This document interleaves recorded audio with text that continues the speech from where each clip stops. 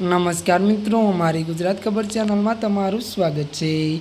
મિત્રો, દેશ દુનિયાની તાજા ખબર જાણવા માટે અમારી ચેનલને મિત્રો તમે અત્યારે સબસ્ક્રાઇબ કરી દેજો। જી આ મિત્રો, અત્યારે હાલની સૌથી મોટી અને દુઃખદ ખબર સામે આવી રહી છે।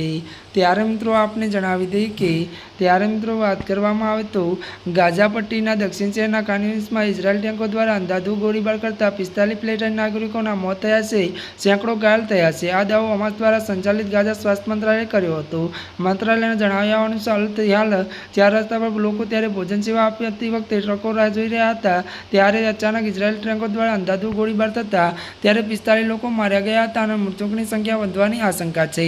વધુ આપને જણાવી દઈએ કે સ્વાસ્થ્ય મંત્રાલયે જણાવ્યું હતું કે ઇઝરાયલની ટેન્કો કાન્યુનિસમાં રસ્તા પર ઊભેલી ભીડ પર અંધાધૂંધ ગોળીબાર થયો હતો, જેમાં હજારો લોકો ત્યારે ભોજન અને અન્ય આવશ્યક સામગ્રી આપવા માટે ટ્રકોની રાહ જોઈ રહ્યા હતા। હુમલા અનેક લોકો ગંભીર રૂપે ઘાયલ થયા છે, તેમાં નાસર ત્યારે હોસ્પિટલ અન્ય ચિકિત્સા કેન્દ્રો સારવાર ખસેડવામાં આવ્યા છે।